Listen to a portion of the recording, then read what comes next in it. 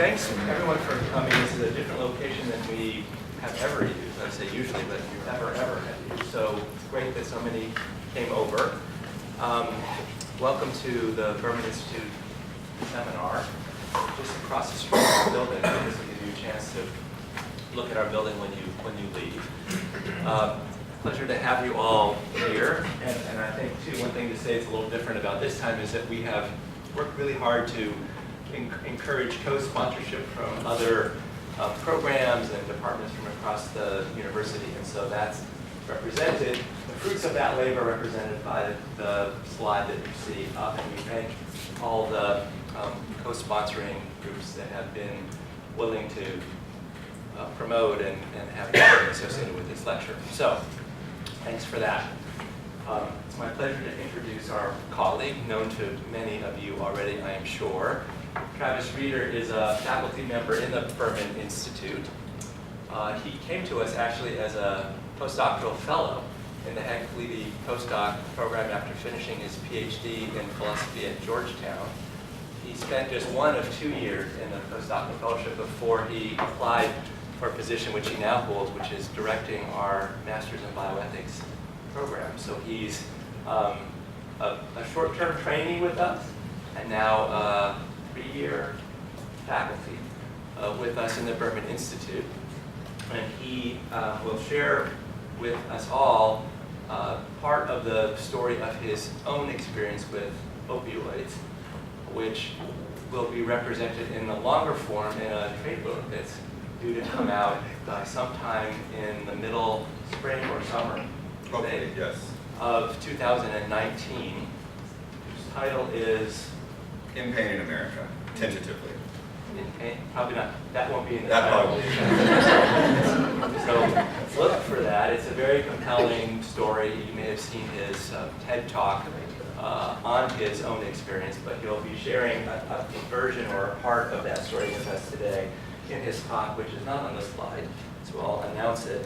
The title of the talk is Bioethics, Pain Medicine, and America's Opioid Crisis. So thanks, Travis, for being here. We're looking forward to what you have to say. As typical for these seminars, speakers go for about 45 minutes, and then we have 15 minutes or so for Q&A. Brad? Excellent. Thank you. Thanks, Jeff.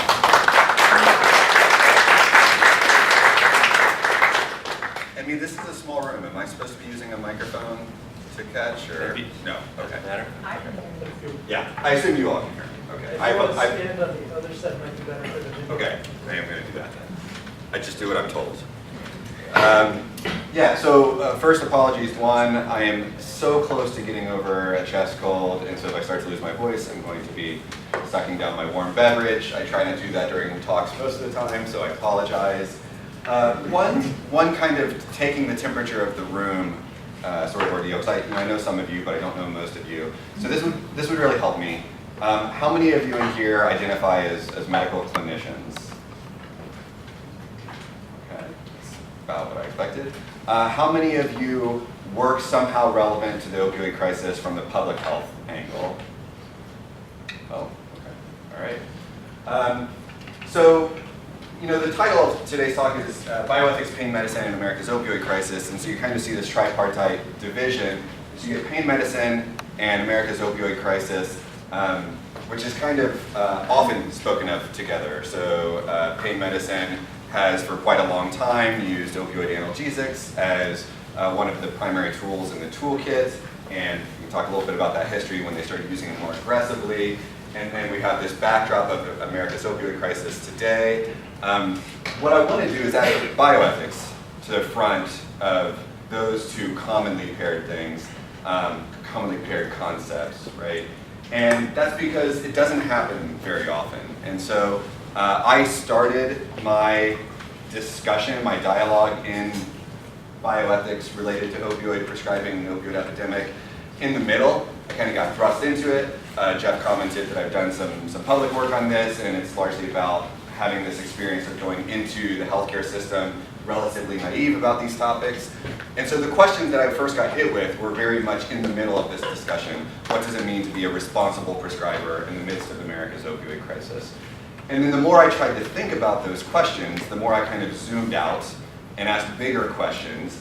And I've been doing that for about 3 years, and today's talk is the first time that I've tried to put together something like a coherent set of thoughts about what bioethics might have to say about the opioid crisis, what the relationship between bioethics and the opioid crisis ought to be. And the conclusion, sorry to give it away so early, the conclusion of the talk is not the kind of thick first order moral claim that I often have as a conclusion of my talks, like you ought to do X, prescribers ought to do Y, public health intervention Z is justified. The conclusion of today's talk is something like, boy, we need a bunch of bioethics work done with regard to the opioid crisis. We should do some of that. Let's do it together, right? Now I'm going to do some like substantive things along the way, but that's really the gist of what I'm going to be arguing for. I have to motivate that a little bit because you might think, well, that sounds pretty plausible, especially if you're a bioethicist, but the gap is there, so I want to talk about that first. Most of you probably don't need a ton of information regarding the opioid crisis to understand what a state we're in this country, but let's just get everybody on the same page. So this is a very recent screenshot from the CDC, so it ought to be up to date from last week, I think. So between 1999 and 2016, over 600,000 people have died from a drug overdose, and that drug overdose epidemic has been disproportionately driven by opioids. The tentative 2017 data has come out. It's not finalized yet. The numbers will likely go up as they confirm cause of death. But in 2017, it looks like about 72,000 people died from drug overdose, and near 50,000 of those, oh, I really should turn off my phone before giving a public talk. Okay, nearly 50,000 of those were contributed to by opioids. Okay, so big numbers are hard for humans to get a handle on, right? So just some perspective, 72,000 drug overdose deaths in 2017. That's more people than ever died in a year at the height of the HIV/AIDS crisis. That's more people than Americans were killed in the entire Vietnam War. Right? It's a massive, massive problem. So let's look at the timeline a little bit, because we want to get a handle on what the epidemic actually looks like when we're talking about opioids. So this is a really handy graph. CDC just updated this recently, where they started using the language of there being 3 waves of the opioid epidemic. And so I know these numbers get small, so I'll talk us through it. But this light purple line is what we talked about for a really long time over the last several years, and that is the prescription opioid overdose death rate. So from 1999 to about 2010 to 2012 is where it peaked. Prescribing rates quadrupled, and the overdose rate from prescriptions quadrupled, lockstep. And you line that up with trend lines, and we also had a 400% increase in addiction treatment, right? Okay, so there's a pretty compelling story that most people accept now, that starting in the mid to late 90s, prescription opioids drove this crisis. But something happened. So we started clamping down on prescribing in around the 2010 to 2012 timeframe, and the overdose death rate started to drop. You can see it actually going back up, so we can talk about that again if we want. But it started to drop, and at that time we got a sharp transition to heroin. Right?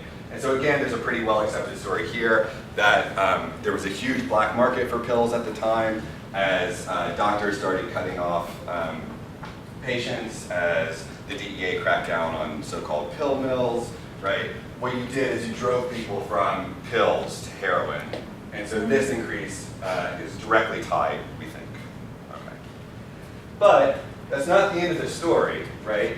Because something happens when you drive people to heroin. Well, one, the law enforcement started cracking down, and you also saw this huge opportunity for black market drug dealers. And so the crackdown plus the opportunity made it really incentivized to get more powerful, smaller, easier to package drugs to cut heroin with. And that's the rise of fentanyl. And so real quickly, within a few years of wave 2, the rise in heroin overdose death rates, you get what they call wave 3, the rise in synthetic overdose death rates. So these are synthetic opioids other than methadone, primarily fentanyl and its analogs.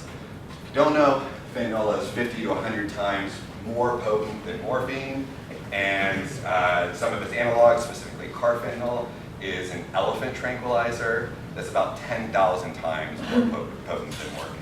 So So these are really, really powerful, hugely deadly drugs. Okay, so the situation's really bad. One piece of bad news is that there's no reason to think we're at the peak. There's every reason to think we're still on the upswing. So the question is, what do we do about it? And that's the way the question is often framed. What do we do about it? Framed to policymakers, politicians. What are you going to do about it? Making demands. How are we going to fix this? So here's just like the first little bioethics point. That's not the question. The question is, what should we do, right? This is a shot through normative question. It's not like there's an option, let's do it, what is the thing we're going to do? There's going to be a bunch of different options, and trying to address a crisis doesn't mean that you're doing the right thing, right? So there are really bad ways to address a crisis. For instance, cracking down on drug dealers and doing nothing else, otherwise known as escalating a war on drugs, has never had any evidence showing, well, hasn't for a very long time had any evidence showing it would be an effective way to combat a drug overdose epidemic, right? So this is a shot through with normativity ethics question. That's kind of the first point I want to make. What I will do now is basically show what I think is a really broad set of issues that call for pretty sophisticated ethical analysis, and some of them will probably get some of you pretty riled up, because if you'd like to think that we know some of these answers, some of them will feel a little bit pushy. But I want to argue that even the most obvious claims about how we should address the opioid crisis really need some serious reflection, and then we'll gesture towards some of what that reflection looks like. Okay, so I call this the obvious answer slide. What happens is, in response to the crisis, you get a lot of people who think that we know the answers, and it's definitely not the case, I'm going to say, that they're wrong substantively, that they don't know some answers. But you might get the impression from reading the media, from reading academic journals, that we really know the answers, kind of capital T, capital A. And so on one side here, you get prescription drug monitoring programs are associated with sustained reductions in opioid prescriptions by physicians. Reducing opioid prescribing rates in emergency medicine, kind of like, how should we do this, right? Doctors reduce opioid prescriptions after learning a patient overdosed. So that one's provocative. Tell a doctor this patient overdosed, and the doctor will predictably reduce prescribing. Study finds 22% decrease in opioid prescriptions. Feedback reduces opioid prescriptions. You're probably starting to sense a theme here. And the big one right now, Trump wants to reduce opioid prescriptions by 1/3. We can start now. It's a headline from Stat. Here's an obvious solution, goes the headlines. Reduce opioid prescribing. And this has kind of clear logic behind it. Because go back to our history, right? Opioid prescribing went up by a bunch for over a decade. That corresponded with overdose deaths. So if part of the cause of this crisis was prescribing, aggressive prescribing, over-prescribing, surely part of the solution would be reduced prescribing. Totally not calling into question that we need to do something different with prescribing, but this is not obvious. It's not obvious that reducing opioid prescribing is the kind of goal, and it's not obvious that you're going to get numbers like by 1/3 that are going to be helpful, right? We're going to come back to that. On the other side, Berman Lopez, one of the best drug policy journalists working today at Fox, says we really do have a solution to the opioid epidemic, and one state is showing how it works. The subline there is Virginia shows how Medicaid can help in the opioid crisis. So focusing on payers, right, looking at the large structural sorts of issues. Really important paper, widely cited, involves some Hopkins folks, you might recognize some names on there, from annual reviews. The prescription opioid and heroin crisis, public health approach to the epidemic. So we're getting the idea here. One of the things we have to do is we have to do public health large-scale interventions. How do we do that? Well, here's a New England Journal, a pretty representative New England Journal headline. Medication-assisted therapies, or MAT, tackling the opioid overdose epidemic. AJPH, this national and state treatment need and capacity for opioid agonists, medication-assisted treatment, right? So particular MAT using opioid agonists like methadone and buprenorphine. So there's a treatment gap, right? So we need treatment. This is one of the ways we address it at this public health scale. There's a treatment gap. So a really big one here. The recent Surgeon General spotlight on opioids. made very well known a data point that we already had in public databases, which is that about 1 in 10 people with substance use disorder actually get specialty treatment.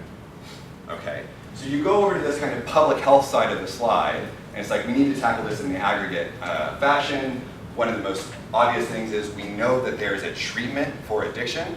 We know what the treatment looks like, and we have a major treatment gap in this country, so we need to fix that, right? The sort of thing that I hear said as a result of these sorts of headlines is we know how to solve the opioid crisis. What we lack is political will. What we lack is motivation. What we lack is the willingness to spend hundreds of billions of dollars on this problem. There's some truth to that because we know a bunch of things that do need to happen and we're not willing to spend the money, so those things are true. But framing it as we know the solution ignores the fact that all of this stuff costs money, right? All of it takes resources, and so at the very least, we're going to have a massive resource allocation puzzle. So this is a really cool graph done by Josh Katz, who's a graphic editor at the New York Times. Some of you may have been in the room when he and Herman Lopez, in fact, on the previous slide, came to Hopkins as part of a journalism in the opioid epidemic workshop. So Josh Katz, he and his team polled 30 leading experts on how they would allocate $100 billion over 5 years, which approaches, not meets, but approaches the amount spent on HIV/AIDS. And so how would they apportion it? They collated the data. Josh actually made one of these graphics for each of the experts, so you can look up, again, some friendly faces. So Caleb Alexander from our Department of Epidemiology is one of the folks who was asked. But this is the aggregate graphic. So if you took all 30 experts and you pulled together their responses, you get this sort of breakdown, and then they broke it down into categories of treatment, harm reduction, demand, and supply. Okay. So again, the first thing I want to note is, even if you thought that there was no problem with kind of understanding what we need to do in response to the opioid epidemic, we're operating in an environment of scarce resources, as we always are in public health, and there's a massive allocation of resources puzzle. So go look at all 30 of these, and they're radically different, right? Who treats, oh, and so there's other things too here, because there's law enforcement a little bit on supply, but there's actually, I don't know if you can see, there's a border wall, 0%. I agree with it, that was in the article. So you have to decide how to spend this money, right? You have to decide how to spend this money, you have to decide it in a kind of political way that's going to be decided on by politicians, by policymakers. First thing that I want to say here is there are people who spend their entire career working on justice and resource allocation, and I'm not one of them, so this is not what my talk's about. What I want to do is show right up front that there's a puzzle from the get-go, right? That this is an ethics question immediately. And then I want to show is that even beyond that, a bunch of this stuff raises interesting bioethical questions and talk about how I think we can start addressing them. Okay. So I think the categories that Josh Katz generated are pretty good ones. So what I did is I took the idea of those categories and I want to see what we often think of are the kind of common ways to address the opioid epidemic and see what sort of questions they raise for someone who's trained like me as an ethicist. So first thing to note is that there are demand-side interventions. We often think about supply-side interventions first, like reducing prescribing. But you could also try to get people to want fewer drugs, right? Every time I've given a talk on opioids and overdose epidemic, I almost always get someone in the audience afterwards say this very sensible thing, which is perhaps we ought to spend money on, say, building communities and trying to undermine the sources of people looking for a way to escape whatever their reality is. This is just such a super important point, and you don't hear it all that much in the conversation. So we're going to leave that up there for a minute. So you could tackle demand in a whole variety of ways. Later we'll talk about kind of models of addiction, and some of the folks who think about addiction think this is just one of the really central points, and it gets left out a lot of the conversation. But much more commonly are supply-side interventions. So we could try to get the supply of these drugs down.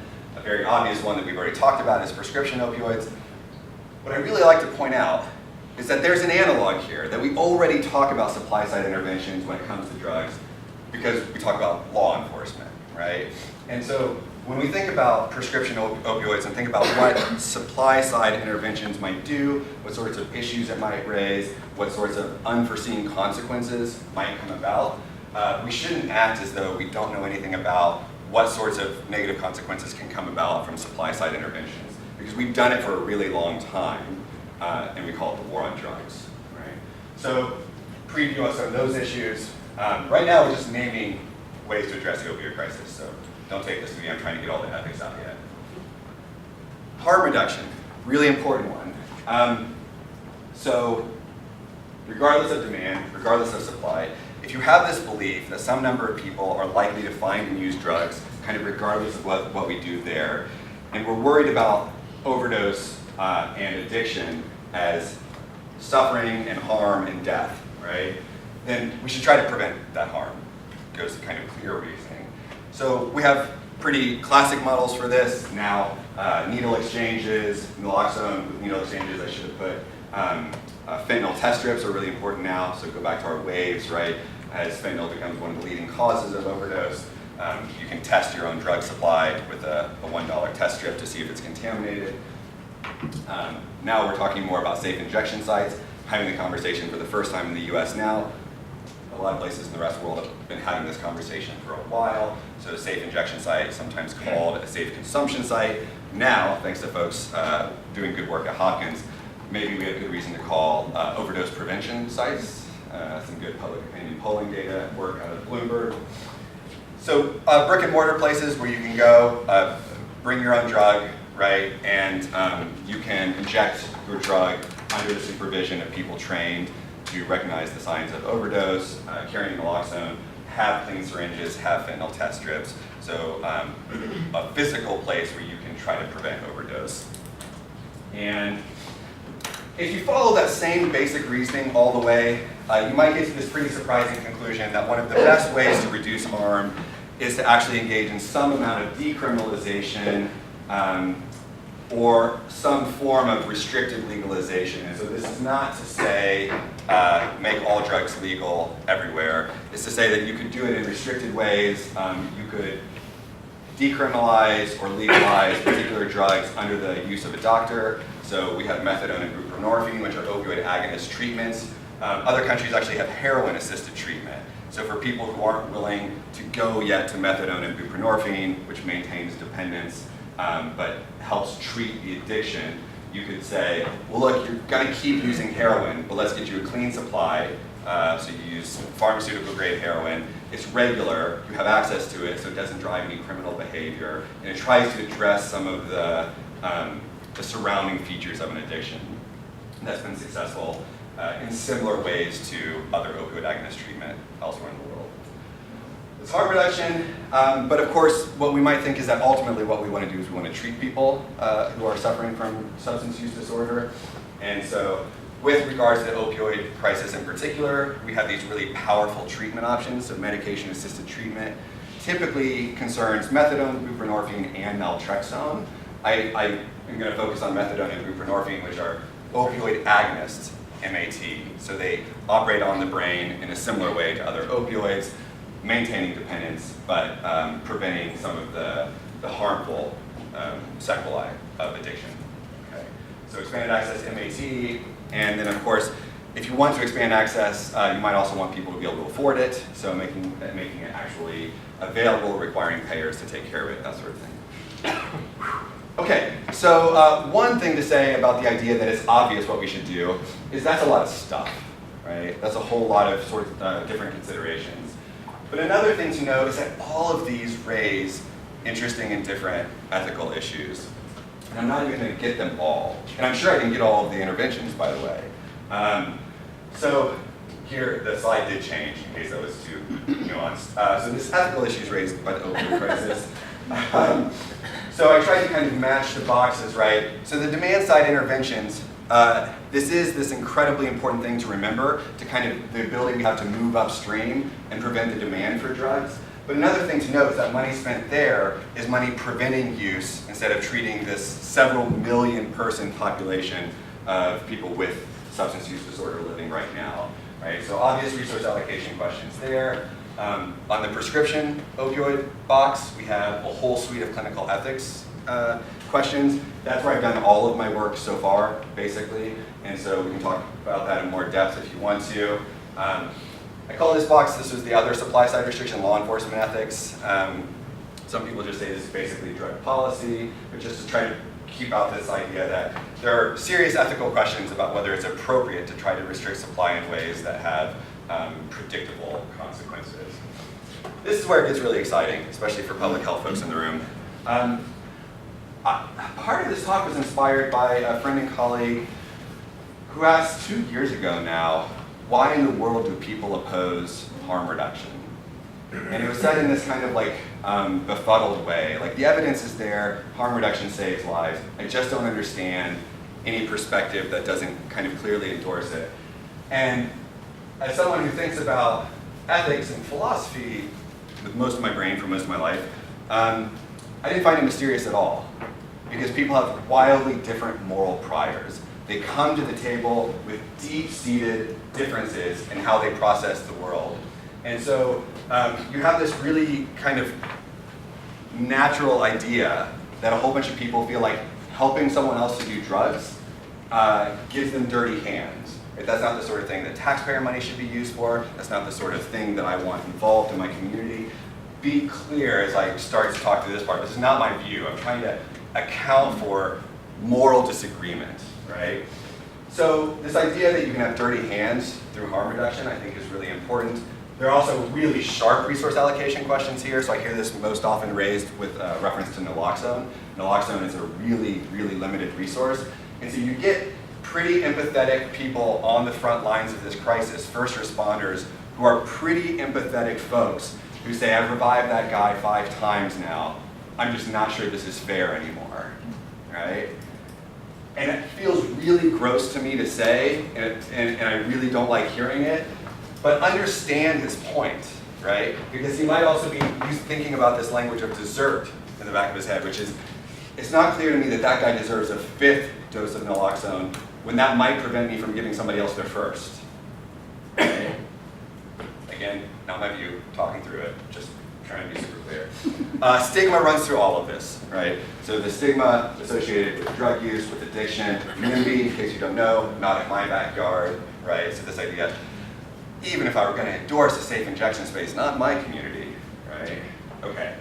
So harm reduction, and a lot of those issues travel right over to treatment, because in the case of opioids, we have this medication-assisted treatment, which is opioid agonist treatment, which is basically a form of harm reduction.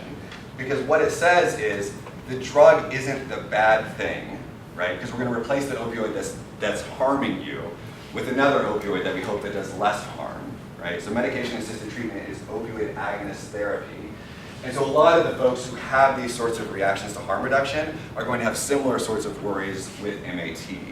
And this is where you get, Tom Price went into West Virginia last year and said to West Virginia, which not a great place to put this message out there, that drugs like methadone and buprenorphine are just replacing one addiction with another.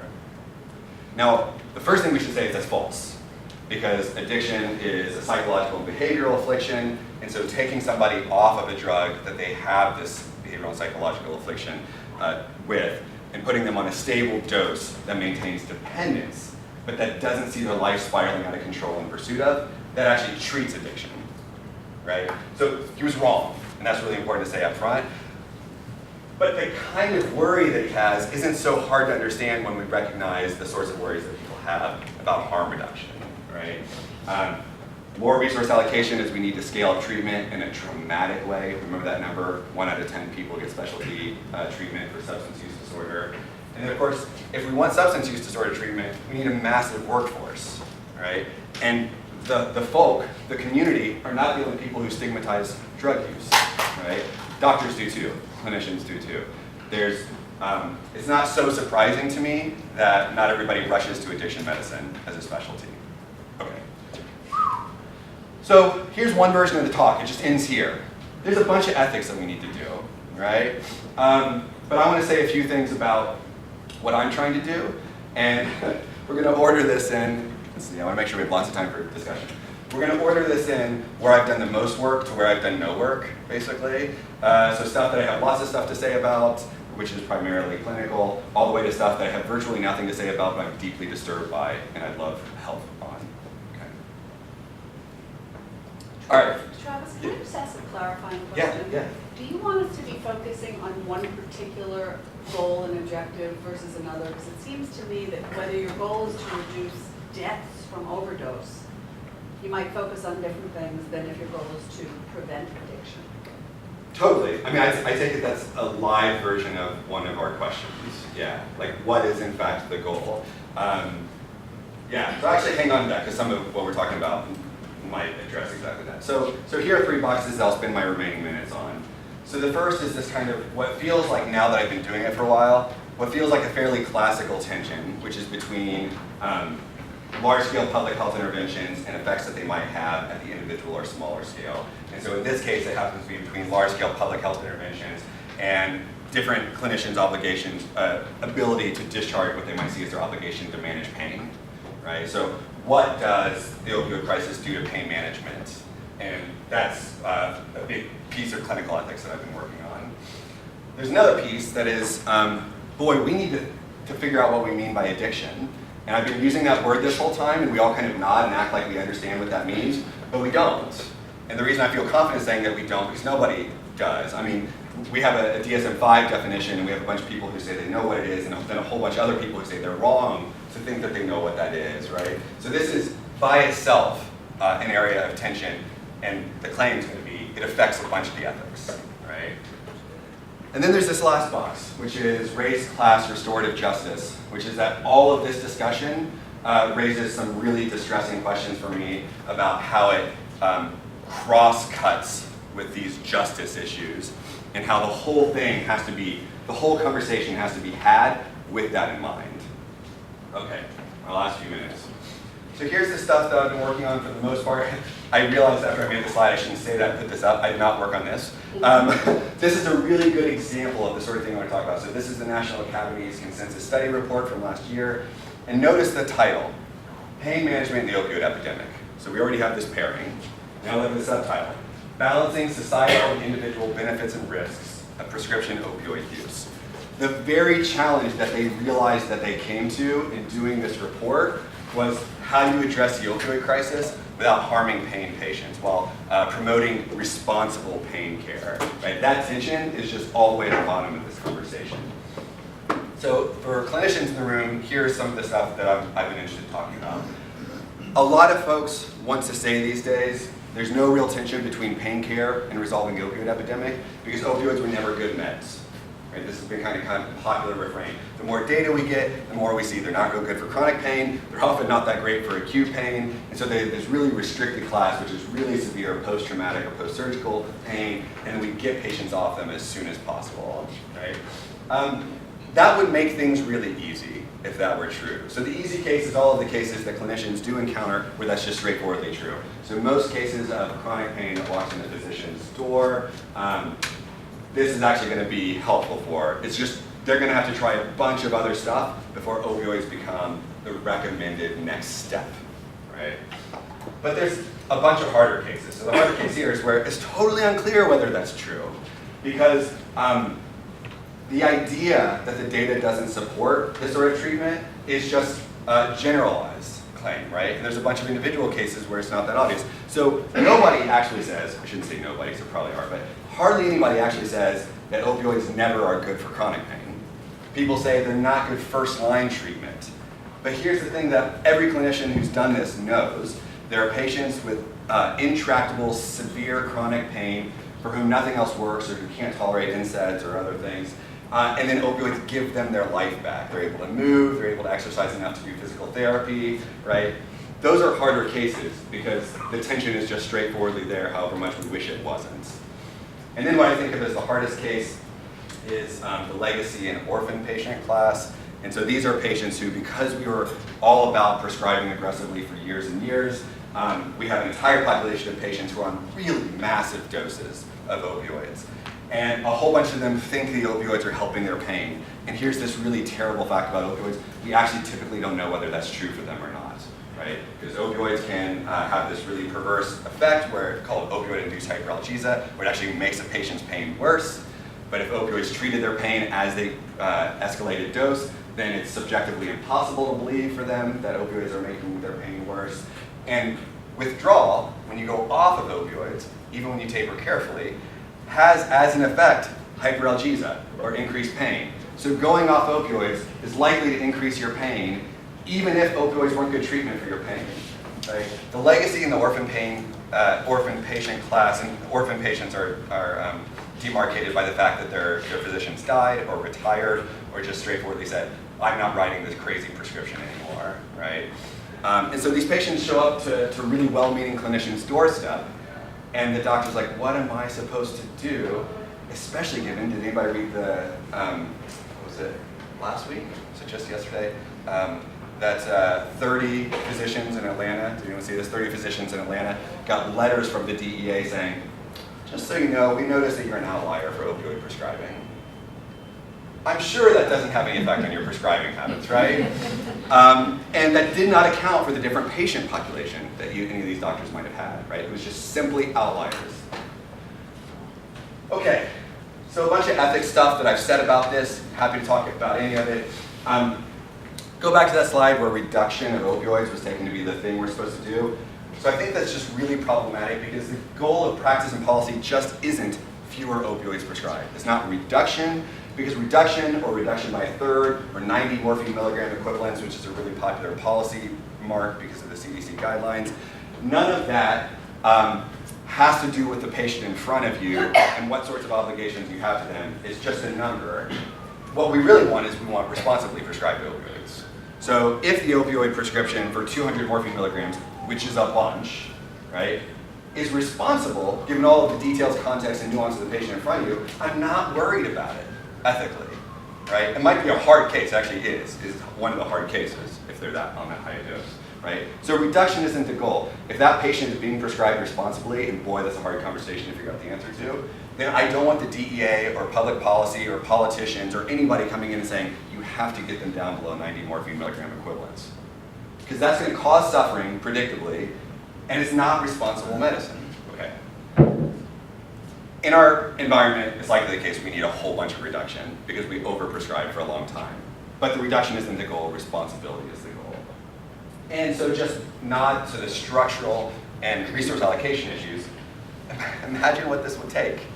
You need an entire population of well-trained expert docs who are given the freedom to do what they see as the best evidence-based medicine, reimbursed appropriately for their time, have things like physical therapy and acupuncture and anything else reimbursed for the patient, right?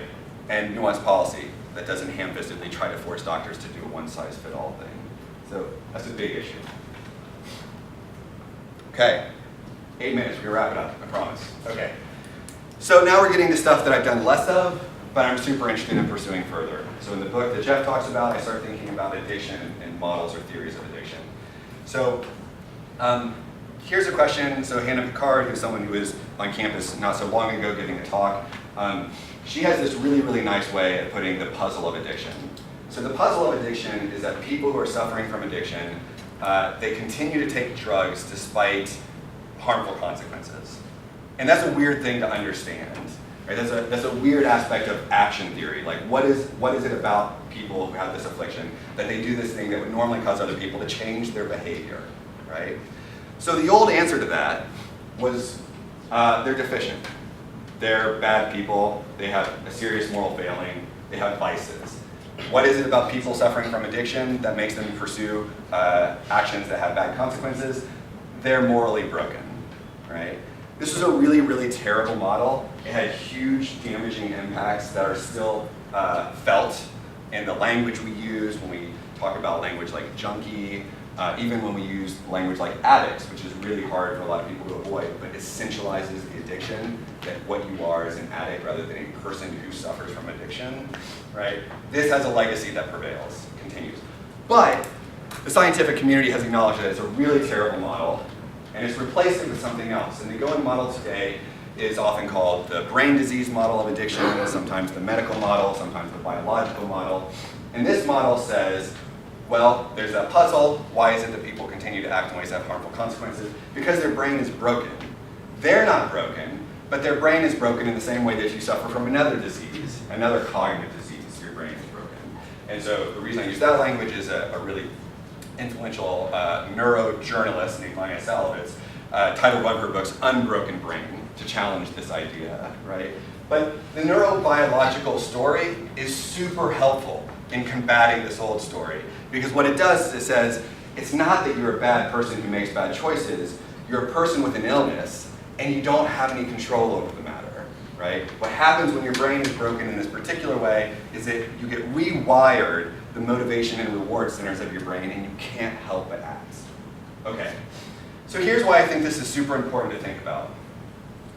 This is from the DSM-5, so this is what is addiction. I don't expect you to read it all, but let's look at some of the language. So it's always defined, manifested by compulsive behavior. So it's compulsive behavior in the face of bad consequences. People with addictive disorders may be aware of this problem, but be unable to stop it even if they want to. And one of the four main symptoms is impaired control. So a craving or strong urge to use the substance. So this basic idea, right, that the brain disease model tells us that the way to solve this puzzle is to acknowledge that you are sick and you have a disease, so your brain is leading you to do these things that's not under your control. Super helpful, because if you aren't in control, we shouldn't blame you for it, right? Instead, you're sick, we should get you treatment. It has all the right outcomes that we should want in medicine and public health. The problem is that lack of free will is not a medical diagnosis, right? It's not a biological explanation, it's a philosophical one. So what in the world do we mean with this language of compulsion and inability to stop, right? Impaired control. These are questions that philosophers have addressed for 3,000 years. And spoiler alert, there's no solution that everyone's endorsed, right? So this lack of control has been really successful at garnering empathy, but what it does is it undermines agency. You get the empathy by telling people that it's not in their control. And here's a really interesting feature. The vast majority of people who suffer from substance use disorder recover on their own. Very often they age out of it in the late 20s, early 30s. People who do seek treatment and get treatment, either kind of classical behavioral treatment or medication-assisted treatment, very often use it for a while, relapse, use it for a while, relapse, and then either with the treatment or not, are able to recover, right? And the people who are most critical of this model, and there are tons of criticism. So I said that it's kind of like consensus, we now use this scientific model. There are tons of critics, and a bunch of them, neurobiologists, neuroscientists, addiction medicine docs, are people in long-term recovery, right? They say this does not fit the phenomenon. So we need a different philosophy of addiction. And I think that when we have one, this is going to have huge impacts on the way we have that really hard conversation about harm reduction. And that conversation about harm reduction goes into medication-assisted treatment. Because the whole point of undermining agency was to try and gain empathy, but we have to do the gaining of empathy even if we can't give lack of free will as a medical diagnosis. That's the puzzle that I want to put at the center of theories of addiction and bioethics. Okay, one more. How are we doing? 3 minutes, we're going to do this. Sadly, we're going to do this because I don't have a ton that's enlightening to say, but I want to say it anyway because it's really important. So, how does race, class, and restorative justice, or justice broadly, kind of cut across all these conversations? Well, in a million different ways all the time is the basic answer.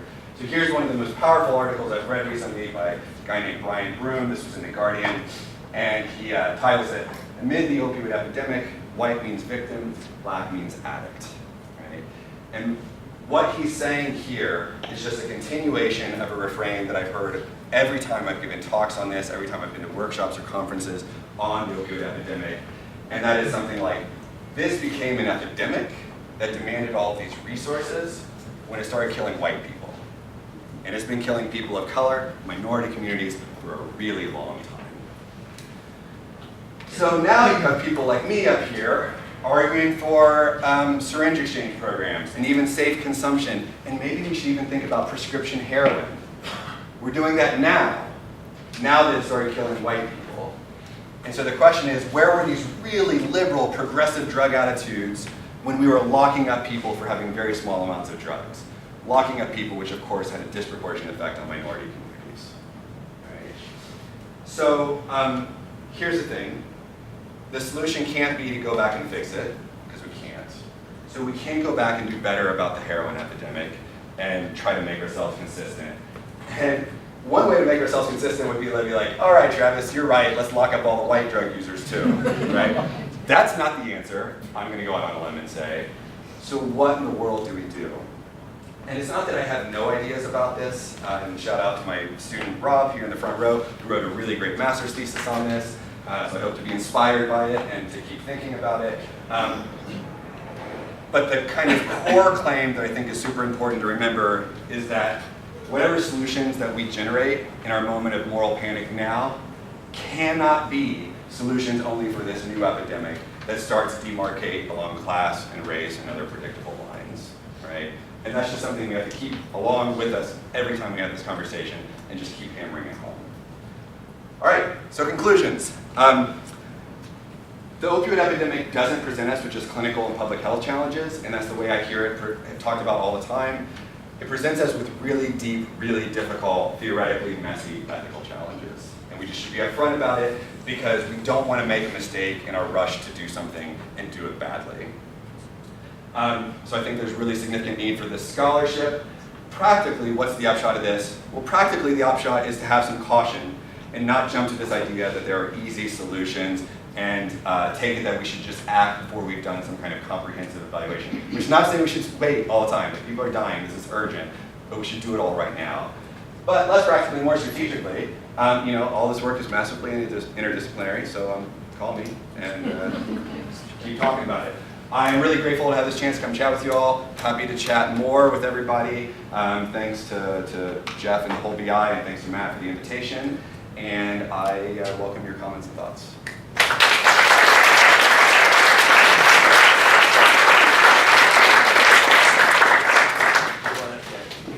Yeah, okay, right. Can you go back to the slide about models of addiction, please? Yeah.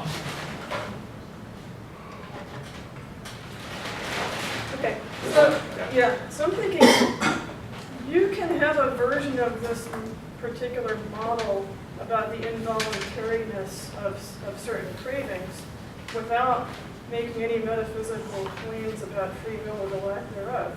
You can just say, look, I'm experiencing some cravings, I wish I didn't have them, and I understand that every logical, rational, moral, and social consideration counts against acting on them, and I also understand I'm going to act on them anyway because they're happening at a level, that whatever considerations are operating in my mind isn't going to change. Right? That's just a phenomenon, and you can acknowledge the phenomenon that's there, and you can say, all right, how do I work on that? Where are those cravings coming from in my life? And there are models in cognitive behavioral therapy to address those sorts of feelings, whether or not it's in the realm of substance use. Totally. So I don't feel like you need to locate this in the contested philosophical territory of free will. I love your talk, I love everything about it, and this is not a criticism. I'm just trying to offer an alternative here. So on the one hand, I agree with almost everything you said and almost exactly the way you put it. But that's because I think you do have to reject the strongest version of this model, and then you get what you said. Okay. So what you described is a really compelling theory of identity that we should replace this with, but it's not inability, right? So just think about how you cash out inability is that when you get all that stuff that you said, and then you cannot refrain. This is a modal claim that it's something like impossible for you to refrain. And that modal claim is what doesn't belong in the realm of medical or biological explanation. Right. So what I think you said is just got to be something like the right answer, but it means that we really need to think about theories of identity. And so also what you said is super contiguous with weakness of will discussions. So how do you understand akrasia generally? So akrasia is this philosopher's term from ancient Greek, and akrasia is this idea that you kind of disown a first order desire. Okay, wait. That's not what I'm doing though. And I don't want to belabor the points. And I want to put people in question. One more thing. Yeah. It isn't about first order and second order desires. It is about, look, I want to change the way I feel. I believe that the best way to change that is not to directly try to not feel that way, but to do something different. I'm just saying it's a claim about how there are ways to change these feelings. Totally. But the one way to not be able to change them is to think really hard about them and wish they would change. Like, I mean- to will them to change, like, that's not gonna happen, but like, there are ways to work on it, so I'll stop now, but. Yeah, I mean, so to me, what you said is it's not a second order desire, but it's this desire to change a desire.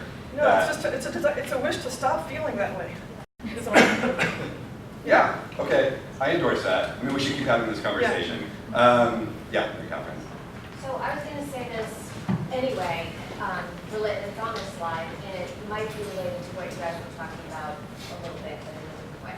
So when you said, you brought up this idea that if you don't have, if you can't control it, then and you're this victim of your brain, then it engenders empathy.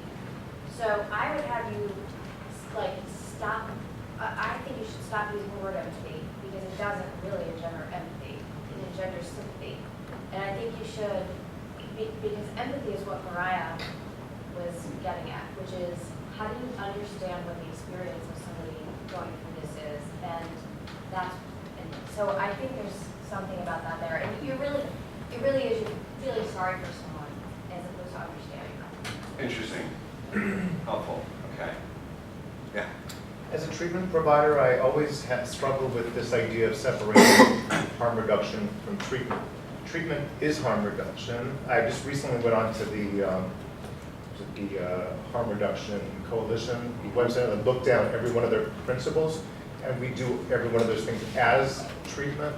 I think the danger of separating is a few things. One is that people tend to dichotomize and say, "Oh, the treatment always wants you to 100% abstain." Well, if you're in my treatment program, you know that we do this by steps. We don't discharge people for drug use. We're processing, trying to get them to extend periods of time when they're drug-free, but extend it over time and know this is a process. And we also know we have to take a very broad view of the patient, change their environment, ways to think about things. I completely agree with what you said in terms of really trying to change the scales in terms of their desire to use. We do that with medications as well. And it becomes dangerous when people start to hide behind harm reduction and really what they really are experiencing is a therapeutic nihilism, but they're able to say, well, we're giving up on the patient in terms of this. We're okay with, you look at the literature, 40, 50% opioid positive. You're in people in office-based treatment saying, well, this is okay. Well, we achieve like a 10% positive rate. They might not understand that people can get better, that people can function fully and be productive again and sort of give up on patients. And we don't see that in other areas of medicine, and I worry that with not including treatment as harm reduction, that it enables that sort of nihilism. And also there's issues of resources and where you put resources. So you could put a whole bunch of money into safe consumption facilities, and maybe you're doing that because you really don't understand that with treatment. Maybe we should be thinking more about how do we make treatment more attractive to people as opposed to just accepting that some people aren't ready for treatment. That's not the nicest way to think about patients. Yeah, so that's all really helpful. I mean, one point very friendly to that I often say when I talk about this sort of thing is that treatment, whether it's MAT or helping somebody go into long-term recovery that they never relapse from, is the kind of bookend of harm reduction. You're worried about reducing the harm of drug use. A really good way to reduce that harm is to not use drugs, right? So there's one kind of conceptual claim that puts this all the way at the end.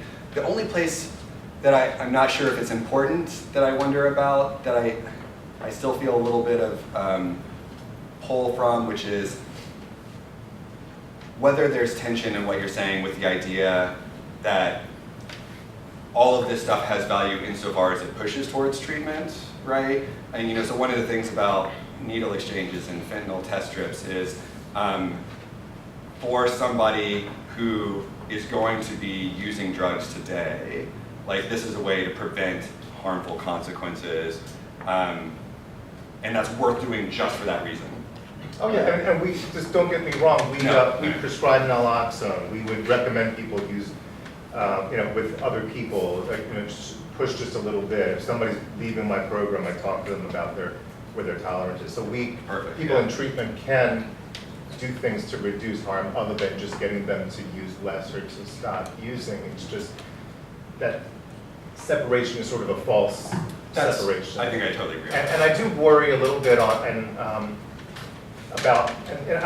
I was supposed to, I represent the U.S. in terms of what's going on in treatment at this Canadian conference. And when they got to the part of harm reduction, it was all about, they do so many of these safe consumption facilities, and just over and over talking to people and not being ready to use. But this is it's a disorder of motivated behavior. It's a disorder where nobody really wants to have an addiction, right? So it's about tipping the scales, and I think we should be thinking about less about, well, what could we do if somebody doesn't want treatment, as why don't people want treatment?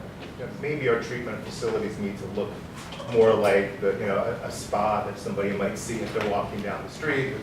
Something about it. Maybe we should be using contingency management, but why aren't people entering treatment? How can we make that more attractive? Very helpful, thanks. So sort of on that note, and kind of jumping on the idea of like what we should do, if we shouldn't just jump in, we should do something well rather than just doing anything and thinking about what would make treatment more attractive. I was wondering what your thoughts are, Travis, on the whole. I listened to a podcast about this recently, so it's on the forefront of my brain, but like about the explosion of the sort of treatment industry now and the harm that has done to like countless people suffering with addiction, and how we as a community can sort of work to curb that, because that's sort of seen as like all of these people suffering with addiction, what is followed is all these people preying on them, right? And so that's its whole own issue, and that has sort of created a different problem too. Yeah, I mean, sadly, I don't have a lot that's enlightening to say except to share your frustration. So, no tragedy goes like, unexploited by good capitalists. And so, yeah, there's this really predatory set of institutions. One of the things that I think is super important is to be appropriately critical of really predatory practices and to not look down our nose too far in the name of like evidence-based medicine. Because I do see a lot of that from the public health side. Like if you're not doing MAT is the only thing that's going to reduce all-cause mortality by 50%, so you're just doing garbage treatment. But there's millions of humans out there who say they're alive because of NA, right? And there's a really important conversation to be had there about whether NA can consistently embrace non-abstinence values and how important that is. Like, fraught territory, but I think it's really careful we don't look down our nose too far on a process that has been helping people while being critical of genuine predatory practices. Thank you for the talk. So I think that there's a trend always that what should we do, what should we do, what should we do, and then we never really ask why is this happening.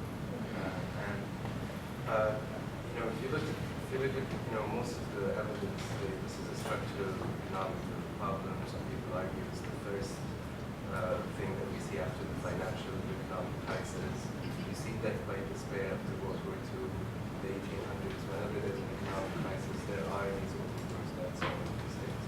And when you put that model, the structural component of it, the demand intervention, I guess my question is it, I don't know, use the word ethical, I'm not my ethics person, but is it ethical to put all these resources, all these interventions into the treatment of the harm reduction side, which is very essential, completely ignore the structural components? This is an economic issue, this is poverty issue, employment is the answer, jobs are the answer. So as a public health community, using, for example, the CASIS framework, is this effective? It's not effective, right? It's not effective to just put these interventions. So what are your thoughts on that? I mean, you just gave my talk way more eloquently than I did in like 3 minutes. Yeah, that's the question, right? I think the one thing that we have to keep in mind is tackling demand, I want to say is never, but then I'm assuming some of the answers I said we need to think about, right? It's really unclear how you can give a kind of fully coherent ethical response to the crisis, only tackling demand, when we have a population that's somewhere of 2 to 3 million people suffering right now, right? And so we have to do both, we have to do all of it. I mean, part of what this is really gesturing towards, right? I put up that cat slide, which said if you had $100 billion over 5 years, how would you spend it? That's not even close to enough. So the package that just got bipartisan support doesn't actually promise much money at all if that's to be apportioned, but it's going to be something like $7 to $8 billion total. And we're all just like, yay, we solved the opioid crisis, bipartisanship. The $100 billion over 5 years, what was the proportion going to demand on that slide, right? If you're trying to give people access to treatment, you're trying to rectify historical injustices, you're trying to make sure that we don't continue to have the supply of deadly drugs, you're trying to reduce harm where it's possible, especially where it's easy and attainable, and you want to completely rebuild communities in a way that's evidence-based to help prevent this sort of thing in the future. I mean, how do you do this short of just redoing society, right?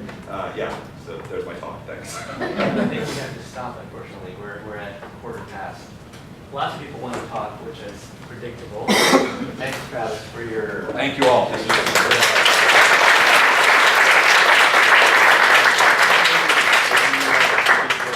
Yeah, I'm happy to stick around for a few minutes. And the only thing I want to say is next seminar is the 29th of October, same time. Feinstone Hall, though, back in the School of Public Health, Opie Matteo, Benatti, talking about justice in children's health.